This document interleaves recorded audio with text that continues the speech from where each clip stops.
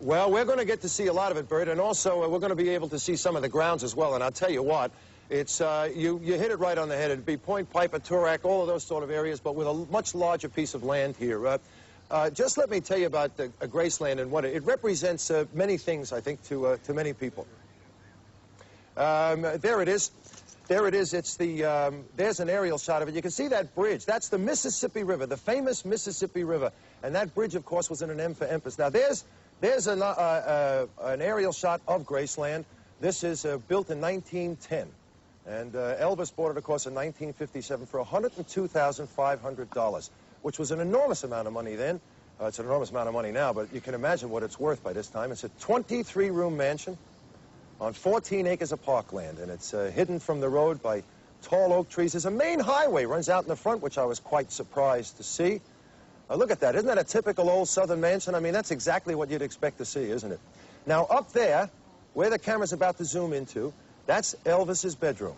That's the famous bedroom up there. Now, we're going to zoom through, and then when we come back, there we are. Now, that's the back of the house, and this is out in the back where all the horse paddocks are and everything else. That's Elvis's huge office plus his dressing room, bathroom. There's the pool. That's off on one side of the house, and Elvis never used that pool. This is his favorite palomino. That's Uncle Earl, who's walking him. His name is Rising Sun, and he's 24 years old. There's some of the other horses out there. And there's who is that on the left? There's somebody we know. Oh, there he is. There, he's stoned. That's Kevin. That's a $250,000 bar, TV area, sauna, spa, bath, and private health club that Elvis built out in the back. Inside, it's unreal to see what he's built in there. Now, in order for us to do this program, we had to put a tower up, and up, and up, and up, and up, and up, and up, and up, and up, and up. And there's one of your relatives, Bert, heard you sing. He's about to jump off. Now, over here, this is a car. It's incredible. It's worth over $100,000. It's a Black Hawk Stutz is what it's called. He bought it in 1973. And it's an absolutely incredible vehicle. It's still here out in the back. There's a Tennessee license plate, if people have never seen one before. You can see all of the fittings that they've got on this car. It's an absolutely remarkable car. There's another one, actually, just like it, that's gathering dust in a nearby garage. Have a look at the gear shift there. It's solid gold, that gear shift.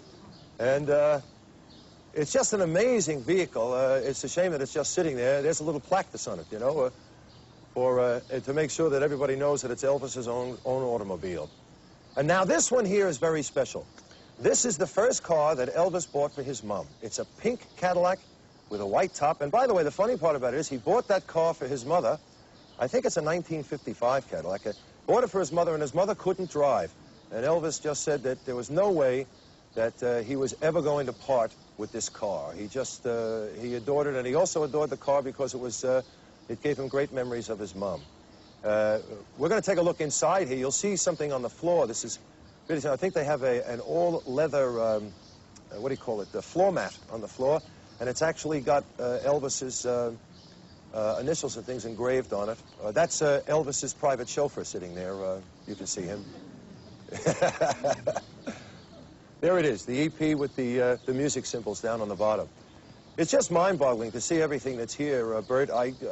You just can't believe what the place is like. It's so overwhelming, you know. Now, this is what's called the Memorial Garden. And there is buried Elvis, his mother, his father, his grandmother, and also buried there is his twin brother. Well, I don't think the twin brother's buried there, but there's a plaque commemorating his twin brother. People can come into the place and walk in there and go through those gardens, and they can look at those headstones that have been put down there, and they're allowed to wander around that area. See that TCB? That's the Elvis symbol. That's taking care of business. That's what that meant. Now, these are people on Elvis Presley Boulevard, right out in front. Bert, it doesn't matter what time of the day or night you come here, there are people gathered out front. We drove in this morning, 3:30 in the morning, and there were 3 people there waving things at us like asking for an autograph. They didn't have any idea who I was, but if you're going to be going onto the ground, that's it. And they snap pictures and take photographs all day long. Anyway, there's a great look at and some film about what it's all about. So You've had a great look at some of the film that we've got. We've got a lot more for you and a lot more to show you. I'm going to go inside because in just a couple of minutes I'm going to be able to introduce you to Elvis's cook of 15 years, the lady that prepared all his meals. And you're also going to be able to meet his cousin, Billy Smith.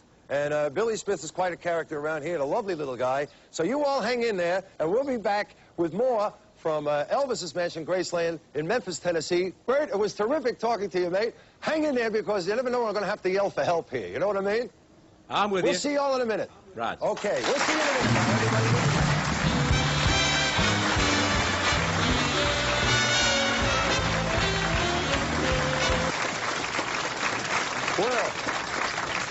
Well, welcome back, everybody. I've just come in through what is the front hallway and the lounge room of the house, and I've come into this, which is the kitchen area. And this kitchen area here is a fabulous kitchen that Elvis kept open 24 hours a day. And this beautiful lady here, how are you? Are you okay? Fine, how are you? This is Mary Jenkins, and Mary was Elvis's cook for 15 years, and she prepared most of the meals for Elvis. So Elvis would eat any time of the day or night, wouldn't he, depending on when he woke up? Yes, The hours that he, kept. Well, he would eat some mornings. He would call down for his breakfast early. Then again, it might be 12 o'clock at night when he'd call down. So you were on call most of the time for any of that? That's right. I would stay here until he called for his breakfast. And if it was 7 o'clock in the morning, I was here. It was 11 o'clock in the day, I was here. It was 11 o'clock at night, I was here. So I just stayed until he would decide he wanted breakfast. Until he wasn't hungry anymore. That's right. Yeah. So did you bring it up to him as well? Oh, yes. Yeah. Well, what would you usually prepare for him? Let's say, what was the breakfast like? The breakfast line? Yeah. Well, I would prepare bacon and eggs, ham and eggs, omelet, ham and egg omelet. And sometimes he'd have sausage and eggs and homemade biscuits. What about the other meals that Elvis used to want to eat? I mean, like at night, sometimes they told me he ate a lot of things with gravy on them, and he loved sauerkraut and wieners and things like that. Well, yes, he did. He would eat. He liked his hot dogs with kraut on top of them. Yeah. Yeah, you fix the hot dog for him, then put kraut, spread kraut across the top.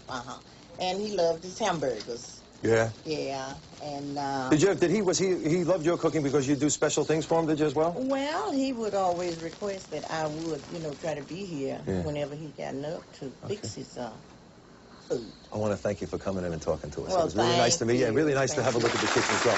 Say thank you to Mary Jenkins, will you? See? Remember your style. You can stay there. Okay. All right. I'm coming over here now because I want you to meet somebody else. This gentleman is coming over here now to talk with me. This gigantic fella here. We always give her. Billy doesn't mind. This is Elvis's cousin, and Billy, of course, was here all the time. Say hello to Billy Smith, will you, please?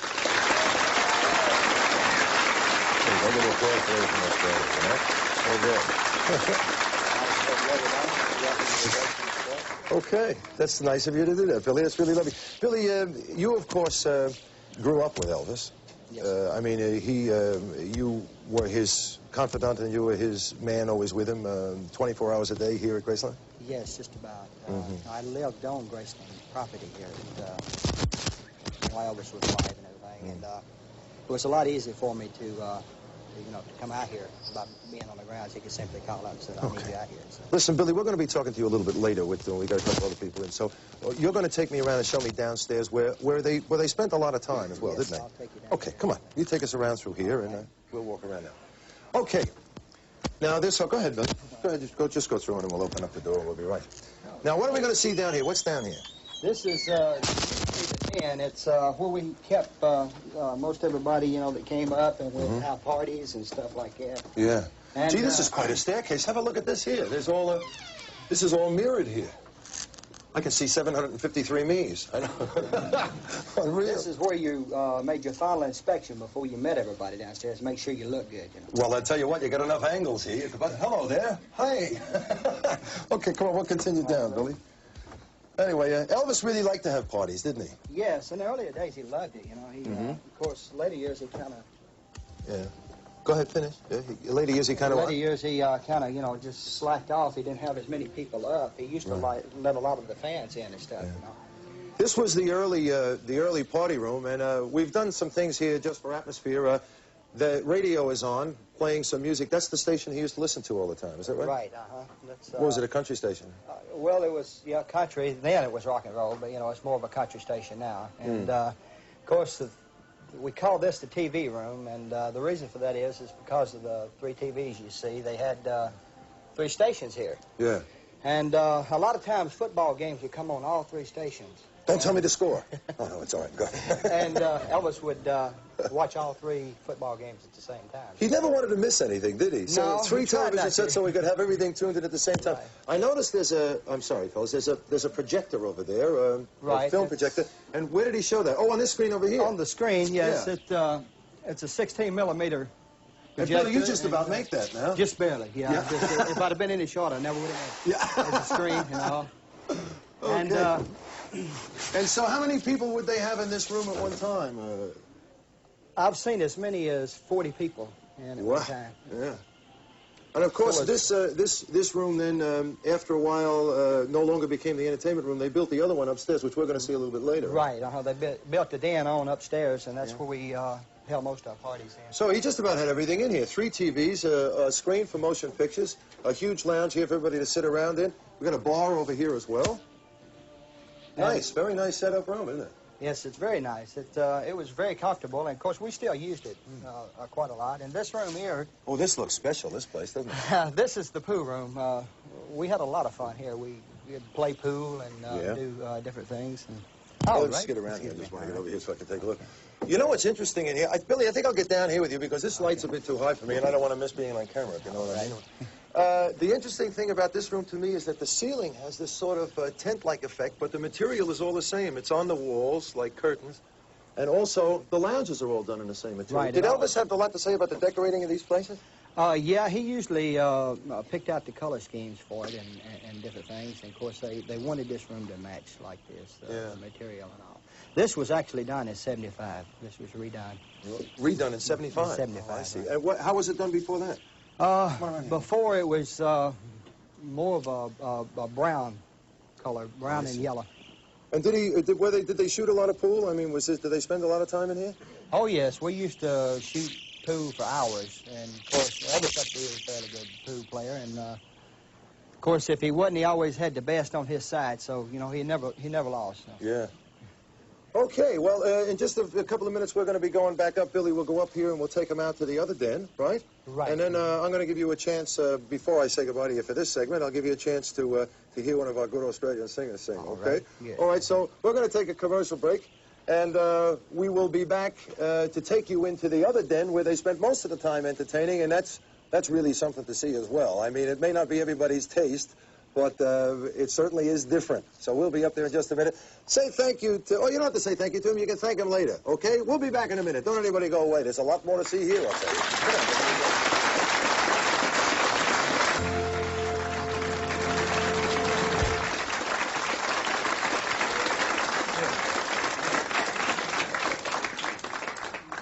on. All right, so this takes us out of that area, and now we come around up into this area. That's the... This is the new den. Okay, well, we'll be able to take a look around this, Billy. That's Kevin Arnett sitting in Elvis's favorite chair over there, isn't it? Right. Hey, Kevin, how you doing? Kevin, Billy Smith. G'day, Billy. We'll be talking to Kevin in a couple of minutes. You stay there. Right, okay. And don't you go away, all right? Hey, Billy, this is quite a room, and it looks like they spent an awful lot of time in this area of the house, didn't they? Yeah, because of the big advent and everything, he likes to spend more time, and it's bigger, and it gives people a little more breather room. So. Okay, well, and this is the new party place, sort of, isn't it? Right. Right. This was added on. Okay. All right, well, Billy, I want you to be able to have a look. Because we've got this satellite going 2 ways now, you see. Right. You're going to be able to have a look at some Australian talent, like you did that opening number, which you told me you really liked, too. Yeah, I like. Yeah. Okay. Anyway, we've got only one of Australia's best singers. Billy, wait a minute. Come here. Oh, I thought you wanted me to leave. No, I don't want you to leave me. Why would I want you to do that? I got no friends here except you. You haven't had a chance to see him officially. I mean, we sort of threw to him and alluded to him sitting over here in Elvis's favorite chair. That's quite a chair, isn't it? Say hello, Kevin Arnett, who's been here for a week. Good day, Don. I've been waiting for nearly a week for it. Right. We have this little trouble with delay. Kevin's just working it for the first time, so you have to wait till the applause stops, okay? And then we can do it. Kev, so you came here a week before us. Yeah, we've been here just over a week now, actually, and I would say this has to be the most exciting thing we've ever done. Don't you feel this? Oh, I feel it, too. I mean, especially when you came here, there's some atmosphere in this place, isn't it? I mean, I'm anxious to see what it's going to be like when it's open, because later, of course, you're going to be taking us over to this brand new... to the trophy room. To the trophy room they set up. And wait, everybody, I tell you what, wait until you see what they've got over there and what they're lining up over there. I mean, it's unbelievable. They could collect this many things as a tribute to this man. Anyway, tell us about what you got, Ken. Well, what I've been doing over the last week is collecting various film bits of Memphis, because Memphis really is Elvis Presley town. So what I'd like to do is to show you this bit of film and just show you what we've The done. birth of the blues and the death of Martin Luther King. Yeah, it's incredible. A very famous place. So let's have a little bit of this film here. Now, soon after Elvis and his family moved to Memphis in 1948, they moved into this housing authority block of apartments called Lauderdale Courts. Now, Don, they paid $35 a month for a two-bedroom apartment, but I guess in those days $35 a month was quite a lot. Now, when Elvis moved in, it was basically a white neighbourhood, but now it's 98% black, and we've got some lovely shots of some kids here outside Lauderdale Courts. This is where Elvis used to play when he was sort of around about 13, 14, 15, 16, so that's the place where they lived, Lauderdale Courts. Probably now, also the basis for the music. Yeah. Now, about 20 minutes walk from the apartment block was the Humes High School, and it was here that Elvis gave his first public performance in class for his classmates. I'd love to have known what he sang on that occasion. Now, as we arrived on, all the kids came tumbling out of the street, the bell had just rung, and Elvis didn't become the focus of attention, we did. And, of course, when Elvis... Yeah, look at that. Look at this. The oldest rock star in the business. Now, after leaving school, Elvis's first full-time job was a truck driver at the Crown Electric Company. Now, I'm just going to show you a little photograph here. This is not the Crown Electric Company now, but it was right in this building we're going to see now coming up on your screen. This is now B&H Hardware, but that's where he had a job at the Crown Electric Company as a truck driver just after he left high school. Oh, right. Boy, you've done some research here. Now, I know that. Sun yeah, Recording. now, it was during a lunch break that Elvis presented himself at Sun Recording Studios on Union Avenue in 1953. Now, he went in to make a record for himself, and it cost him $4. Then, just a year later in 1954, when Elvis was 19, he made his first commercial recording right here in the studio. I'm just about to take you in now.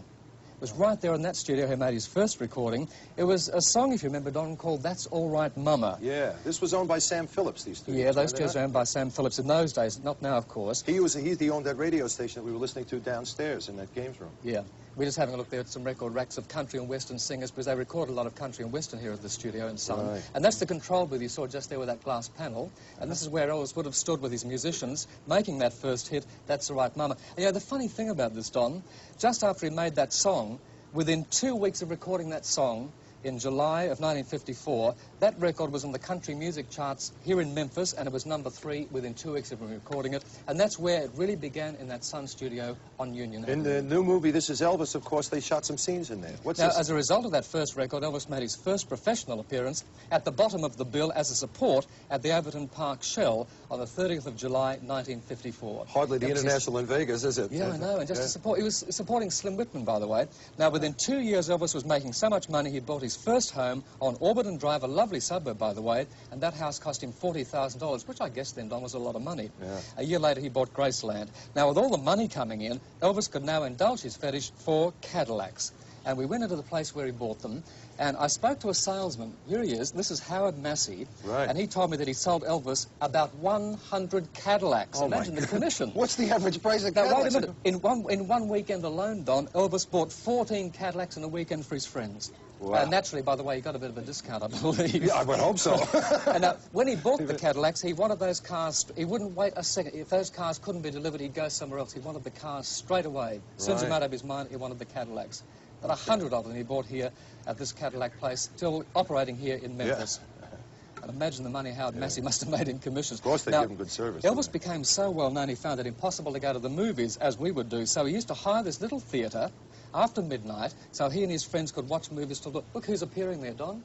Australia, AC/DC. Is that right? And there's the little door on the right where Elvis used to go in after midnight with his friends and so on. Billy Smith probably went in there with Elvis. And the favourite movies, of course, were westerns. Right. Now we come into something I suppose I found a little bit horrifying in a way. I don't like it. all of this. I think it's just No. too commercial, all this stuff. Yeah, but go ahead, tell us about it. Now, here we have the Jimmy Velvet Elvis Presley Museum on Elvis Presley Boulevard.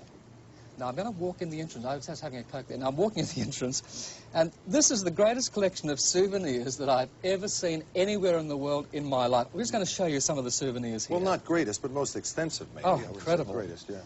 Elvis key rings, earrings, ashtrays, brooches, cigarette lighters. It's amazing. You can't go anywhere here that they don't have an Elvis sign up, isn't it? Oh, it's incredible. Really, you would never believe it till you came to a place like this. It's like he never left. Yep, that's exactly right. I don't think there's anything in this shop that they haven't made into a souvenir. I can't think of any other item. There's flags, stickers, badges. Oh, yeah, I just saw license plates, rings, key tags. Look at these. My goodness, it just never ends, does it? They're the cigarette lighters. These are just plates of some really marvellous photographs. He's got a lot of candid Polaroid photographs taken by various friends of Elvis who'd sold them to the Jimmy Velvet Museum. Look at this. You're getting them from every era of Elvis. Look at. Yeah, these are one of the calendars. This is a 1982 Oh, calendar isn't that of Elvis. incredible? Look at that. Yeah, it's full of all sorts of things. I've never seen anything like this. There's money there with Elvis on it. Dollar notes with Elvis in the centre, Elvis spoons, of course. You couldn't go away without some spoons. I was going to open one of these for mirrors. Bert, but we ran out of souvenirs. I thought you might have run out of space. And there are some of the key rings, little mirrors there, little vanity mirrors. When does it end? How much stuff do they have in here? There's earrings. We've got a few friends here who are going to go to their office when they get back to Los Angeles and Australia and dress up in every single thing that they can. There's some of the mugs, for example. You get way down. Yeah. There's some of the mugs. There's some more now mugs. we're in the actual museum, Don, and you'll find authentic articles in the museum, many sold by his friends. This is a double bed, one of Elvis's from his house in Hollywood, and you'll see there, look, made expressly for Elvis Presley. Isn't that incredible? Oh, they could have put that tag on. Is that for real? No, it's for real. We were sure. Yeah. In fact, the tag is not shown to the public. They took it off for us. And what's Another this? car. Another Cadillac? No. No, this is 1974 Lincoln, a blue one, Don, given to Linda Thompson for her birthday. Right. Now, we're going to see all sorts of other things in this museum, really authentic things collected by Elvis. He liked a lot of guns, for example. He had guns, bullets, gun belts, and so on. They were quite a feature of his life. Bowling balls. He's rather keen on bowling and bowling alleys. There's a pair of his boots. And now you see Linda Thompson with him, and these are some of the clothes that he bought for Linda Thompson. Yeah. There we go. Those clothes were bought for Linda. These are some of the jackets he'd wear when he was touring around. Look, one of Elvis's bathing suits is in the museum, Don. Oh, and what? believe it, these are his I don't briefs. believe Look, it. his briefs worn under his jumpsuit. Oh, wait a minute. Incredible. Oh. Isn't that? There's some. He's famous, of course, in the later years for his dark glasses. And there's, of course, the sort of pair that you recognise. I mean, really from the 1970s Is that stuff onwards. for sale or just on display? No, not for sale. They'd be worth a fortune. Now, Right. all sorts of security badges from different states of America that he collected over the years. Yeah, he did like police And there's badges. the dog that he had in his bedroom. That's the RCA symbol, Nipper. He had that in his bedroom, and he also had it on stage, by the way. Now, this museum is also full of incredible paintings of Elvis, all painted by fans of his, Don, not painted by artists necessarily. This painting we're looking at is called The Legends of Elvis, tracing his life. See Lisa Marie down there in the bottom right-hand corner? Yes, right. Oh, This there's is one of Jimmy those Velvet, things. who owns the museum. Now, Jimmy is showing his newest acquisition. It hasn't gone on display. One of the jumpsuits worn by Elvis.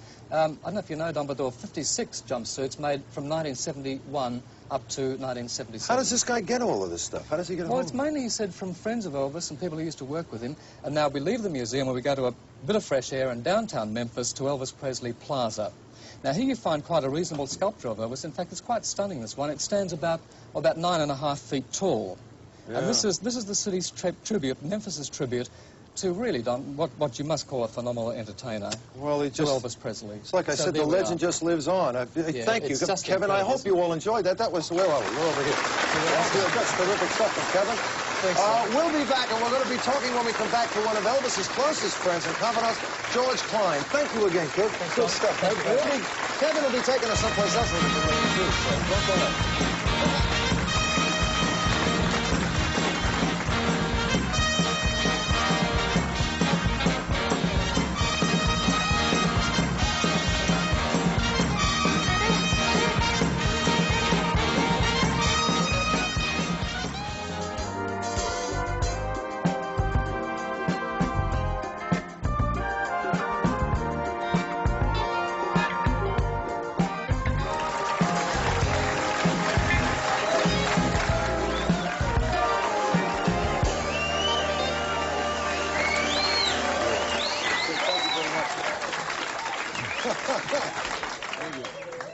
I get the feeling Philip Brady is there whipping people up. I can sort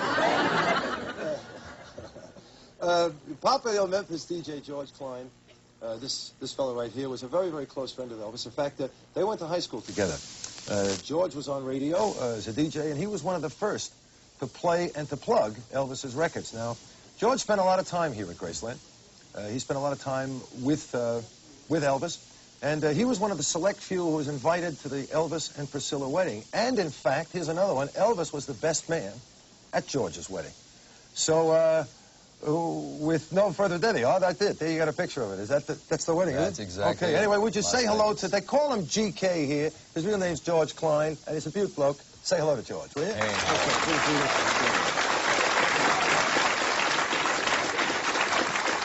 All right. George, you were here, of course, with Elvis. You were with Elvis during those early days, you know, when everything seemed to have happened to him in about a year and a half. You know, how did he handle the success then? He loved it, Don. It was like a dream come true. Elvis had always wanted to be in show business. He had wanted to be a movie star. He had wanted to be a singer. And when it would start happening, it was just like a fantastic situation, a dream that you'd always dreamed about. Here it's coming actually true. Would he say that? Would he Oh, yeah. He couldn't believe. At times, we would drive up the gates of Graceland or their home, and he would turn to me and he'd say, "Hey, GK," he said, "Man, I can't believe this is really happening." And I said, "Elvis, I can't either, but it's great, man." You know? Yeah. And it sort of affected him. We got a little piece of film we want you to see here. This is from the This Is Elvis movie. It's High Gardner doing an interview. You probably remember this. That's a funny interview, and it was a split screen, but it's very early in the piece when he just makes some success. Have a look here. Okay. Look at this. 2 years ago, you were earning $14 a week as a movie usher, and then $35 a week for driving a truck in Memphis. Today, you're the most controversial name in show business. Has this sudden notoriety affected your sleep, your appetite, or the size of your head? Not the size of my head. It's affected my sleep. How much sleep do you get? Well, I average about 4 or 5 hours a night, I guess. Is that enough? No, it's really not, but I'm used to it, and I can't sleep any longer. What do you keep in mind mostly? I mean, some of the songs you're going to do, or some of your plans, or what? What goes through your mind? Well, everything has happened to me so fast in the last year and a half till I'm all mixed up, you know. I mean, I can't keep up with everything that's happening. George, he was talking about having trouble sleeping there. Was that true? Did he have a lot of... Even later he had trouble, did he? Yeah, well, in the early years, he had trouble sleeping, and he had a tendency to walk in his sleep. And this actually happened before he went into the Army. He didn't have the problem once he came out of the Army. But before going to the Army, and everything was so exciting, and there was so much tension and so many things happening, like he just said there, so fast and so quick, that he really had trouble getting to sleep tonight because he didn't know what was going to happen the next day, where it would be Ed Sullivan or Steve Allen or a Paramount Motion Picture. Things were just snowballing, and the excitement was so great that it was hard really to get to sleep at night. Did you ever see him sleepwalking? Yeah, well, one time I spent the night with him over in his other house on Audubon Drive before he moved here at Graceland, and we were getting ready to go to Hollywood to do the motion pictures Jailhouse Rock. And I was sleeping actually in the same bed with Elvis because that house didn't have as many bedrooms. His grandma there and his aunt was there, and right in the middle of the night, he woke up and he started talking, and he got up and he started walking. Well, I had been kind of pre-warned that that ever happened, just to talk very calmly to him, just talk him back down. So you talked to him, and he talked, and I can't remember what he said, but I was a little scared myself. That's got to be the all-time weird experience, right? This fella gets up and starts walking around. A lot of parties in this very room. Now, this room was added onto the house because he wanted a different sort of party room. And, in some of the books that they write about, they say, oh, GK, George Klein, he procured girls for Elvis. I think the word procuring is a bit strong. Why did they throw that, sort of give you that label? Or something? Well, actually what happened, Don, was I had a TV show here in Memphis for 12 years, sort of an American Bandstand type show. Oh, like Bandstand, with kids dancing. And I had a lot of beauty queens on my show, and I ran into a lot of attractive young ladies, and a lot of them would express the fact that they would like to meet Elvis, So I'd say, okay, the next time he has a party at Graceland, I'll call you and I'll invite you. And so Elvis would call and he'd say, hey, we're going to have a party at Graceland tonight and invite over some people. But it was very difficult for him, I suppose, for him being the celebrity that he was, especially in this town, to be able to go out and meet girls. I mean, he couldn't go anywhere. No, he couldn't go to nightclubs, and he couldn't go to ballparks, and he couldn't go to social functions. No, it was almost impossible. So he had his own group of friends and his own parties within his own confine here at Graceland. And so consequently, I would invite a bunch of ladies up, and we'd have a party in this very room right here, or we'd be downstairs where you and Billy were earlier in the pool room or in the TV room. And I would introduce Elvis to the ladies. I'd say, Elvis, this is so-and-so, and this is so-and-so. And if he took a fancy to one, then he would spend a little time with her and perhaps maybe start dating her. And that's basically what you introduced him to two, I mean, that were pretty long-lasting ladies with him. After he got divorced from Priscilla, of course, you introduced him to Linda Thompson, who was his girlfriend for how long? Linda was with Elvis for a couple of years, right. And then, of course, Ginger. Well, that's a funny story about Ginger, Don. Actually, what happened was Ginger's sister really wanted to meet Elvis, and she had just won the Miss Tennessee title in the Miss America pageant. She was a very attractive lady. So we were going to have a party here at Graceland, in fact, in this very room. And so I called Terry, and I said, Terry, would you like to come up to the party tonight? She said, sure. She said, but do you mind if I bring my sister? I said, no, the more the merrier. You know, she was attractive. I figured her sister would be kind of cute. So I never will forget the doorbell rang, and I went to the door and opened the door. And here is Miss Tennessee, who is gorgeous, but standing next to her is an unbelievable-looking lady, which is her sister, Ginger Alden. And he liked her better than her? So, making a long story short, we come in, I tell Elvis, you're not going to believe how pretty her sister is. So what happened was Elvis fell in love with her sister, which happened to be Ginger Alden. Unbelievable. Where were you when Elvis died? He died in this house. Where were you? I was at that time, Don. For a short period of time, I left radio and television, and I became a public relations director for a theme park here in Memphis. And I got a call at the park from a couple of TV stations. They had said, hey, George, we have a wild rumor, unconfirmed sources, that Elvis has passed away at the Baptist Hospital. And I said, oh, it couldn't be. You know, we'd heard those rumors many times before. Yeah. So I picked up the phone, and I called Graceland. And when I called here, Elvis's daddy's girlfriend, Sandy, answered the phone. And there was a quiver to her voice, and it kind of upset me at that moment. And I said, Sandy, this is George. And she says, yes, it's true. Oh, and you could have, just like somebody stabbed me with a hot knife or something. I couldn't believe it. I just felt cold chills all over. Did you come here? So I immediately got in my car, and I broke every speed law in Memphis. I didn't care. And I zipped out here at about 100 miles an hour. And when I came in, everybody used to always come in that door over there. Yeah. And I came in, and as I came in, everybody was over in that area, in that tan chair right over there, was sitting Mr. Presley. Oh, wow. And he was crying his heart out. And when I saw that, I just fell apart myself. And Mr. Presley came up and grabbed me, and I grabbed him, and he said, George, my son has died. And I just couldn't believe it, Don. Sad day for you and this whole town, too. Yeah. George, thanks very much. If you want to hang around just for a minute, sure. You're gonna see somebody who can really rock away. Being a DJ and all that, you really appreciate it. This guy's had a whole resurgence to his career. You know, his name is Jade Hurley, and he'll be coming up after this commercial break. Thank George Klein, in case we don't get the chance to do it later. GK, good friend of Elvis Presley. Thank you very much, and welcome back. They like it. I guess they like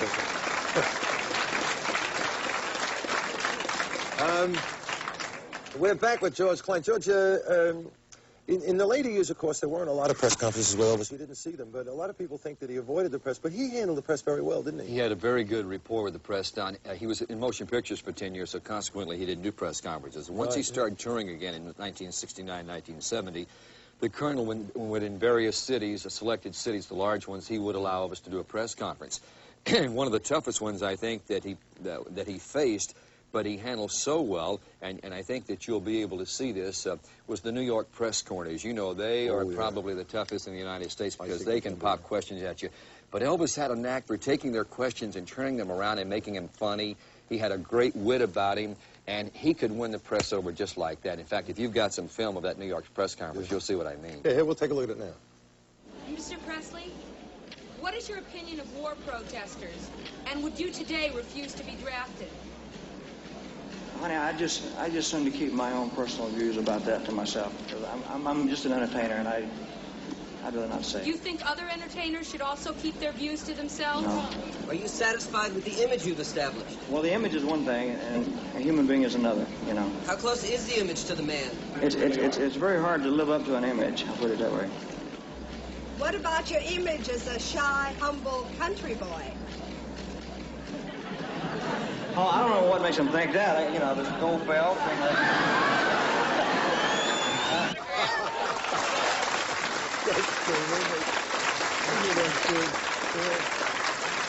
Anyway, thanks a lot, George. I really appreciate you coming and everything. It's been terrific. And I want you, this will be a little treat for you. This guy, Jade Hurley, he's been just packing them in every place he ever works, you know. He sits down behind his piano, and he just tears them to shreds. And being a DJ and a fan of rock music, you're really going to appreciate this.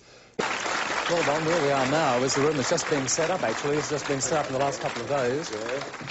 I keep feeling about that delay again. Yeah, that's all right. Where we are now, we're in the trophy room. You've got all sorts of things. I mean, a letter from Richard Nixon from the White House. Oh, it is too. Invitation to the inauguration of Lyndon B. Johnson. Letter from J. Edgar Hoover and so on. And just over there, by the way, is something from Australia I thought you might be interested in. That's from RCA Australia. You've got the big gold map in the middle, of course. You know what that is. And each of those albums in Australia had sold over 1 million copies. So That's RCA presented that to Elvis. And that, of course, was amongst his prized possessions in here.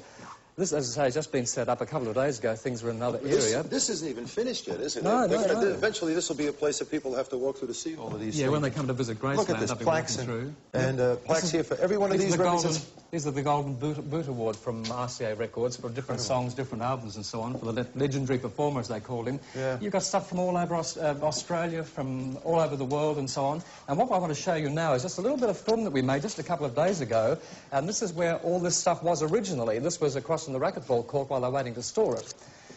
This has been the storeroom for Elvis's incredible collection of memorabilia, awards, trophies. I mean, it's just never-ending, Don. And in a moment you'll see me down there with a TV set which was presented by RCA for him selling 50 million records, which is quite a while ago. Wow. In boxes there were 145 gold and platinum records. There were 5 Grammy Awards I found. There's a huge painting of Elvis which dates back to about 1976. There's awards from record companies for sellout concerts, for his karate activity. This, by the way, is inside the racquetball court. Yeah, this is before the stuff was sorted. I wandered around there for days. You can't get out of that place. I mean, it's just, there's so much stuff. His own personal photographic albums, you know, we collected photographs, Polaroid photographs that he'd taken himself. What are those Look at all trophies? those awards. They're for everything. As I say, from sporting organisations, for karate, for selling 1 million records of this, for his best films. There's a Bing Crosby Award down there, the Bing Crosby Award of 1971. This is where all this stuff we're setting up in here comes from. That's the racquetball court. Right. There are a couple of awards there. I mean, there's just so much stuff, it's mind-boggling. And, of course, they've set up this thing in here this way with all of these, there's paintings in this place, and there's also all of these... That's a painting from 1967. And these, a rather good painting, actually. That's excellent. And these mannequins here, like there's the leather suit that he wore in the Hawaii Special, his army uniform. Here's the other thing here. Yeah, it's really interesting. What's this stuff here, Kevin? Well, look, this is a whole lot of petitions, thousands of petitions asking Elvis not to go into the army because these fans didn't want him to go to the army. But look, I've got something I want to show you here. This is from Australia. Yep. Okay. This was for Elvis's 35th birthday, and it was sent by his Australian fans. It's called the Sound of Elvis Fan Club. You open it up, and there's a poem there called Our Loyalty is for Eternity. And then, look at these all Australians who sent this book in 1967. These people are going to be seeing themselves from 1967. That's something. I mean, get a shot at here. There's a leopard skin suit she probably borrowed from Elvis, I think. Is it? Jill Stark, vice president of the club. Oh, she's from America, this one. Here's one from Launceston, Tasmania. This is Maureen Taylor. Maureen, where are you? I wonder how many of these people would recognize themselves in this book, or how many of these people... It'd be interesting to meet some of them in Australia, wouldn't it? Fantastic, wouldn't it? Isn't that unbelievable? They went to such a lot of trouble with that book, and that was one of his prized possessions. That's one that I found down there in the racquetball court before it was brought in. What are these wires here? Oh, look, there's some telegrams when Elvis died. Look at this one, for example. My deepest sympathy, I feel for you, take care. Elaine Green, Tasmania. They've saved all of these wires. Look at all this. The telegrams in What's here. this one? There's another one from Sydney. The Carlton family, Sydney, our deepest regrets. Look at the way they've saved that as well. We're only showing you the ones from Sydney, but there are others. Here's one from Isaac Hayes and a whole bunch of others. They've saved all of these wires, which will be on display. By the way, this is something that he would never travel anywhere without. This is a couple of silver hands joined together, presented to Elvis for his one of the 10 outstanding young men of the nation in 1970, presented by the United States JCs. And he was so fond of this, he carried it everywhere he went and wouldn't go anywhere without it. Okay. So there we are, Don. Just to look at a few of the incredible trophies. And soon the public will be able to walk through here and be able to see all of these things that they have. They're setting it up like a museum. Commercialism.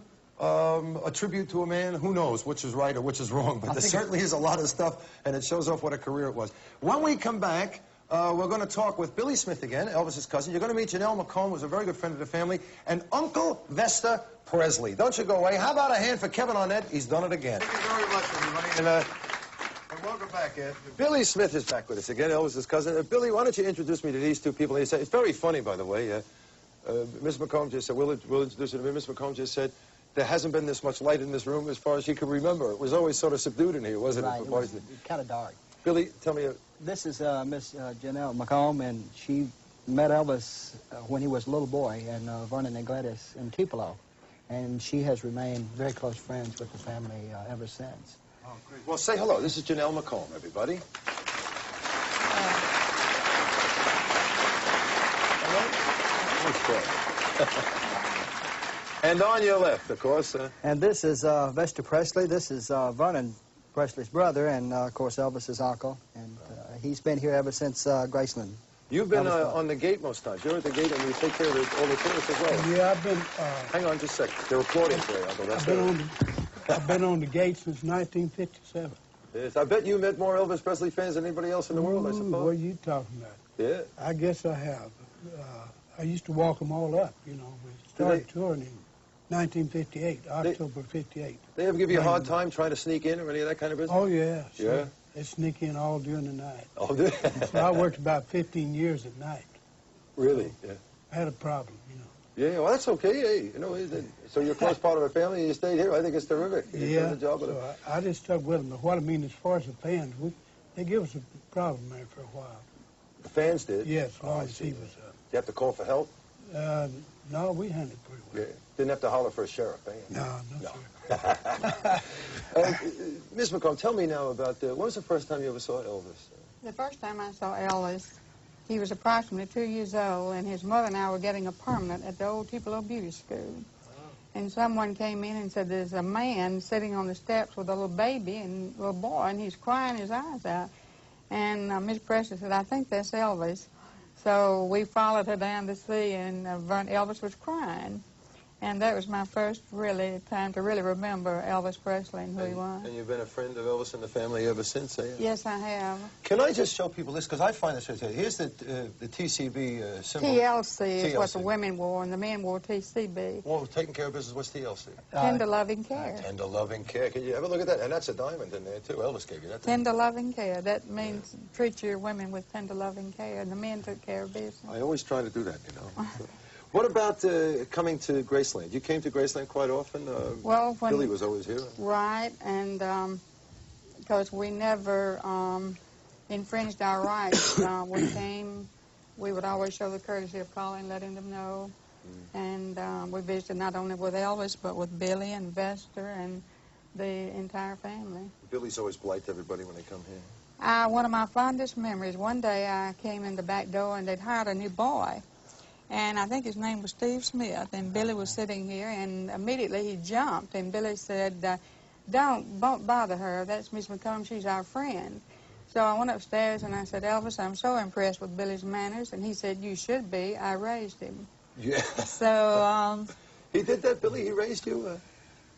Yes, in a sense he did, because I was here at the age of 14, and I was with him from 14 on, you know, so really I was with him when I was my family. So you must have learned the entire business. I mean, you went on the road with him, you worked on tour with him, you watched after him in the house here? About 20 years, and I never learned anything. No. Well, don't feel like the Lone Ranger. None of us do, you know.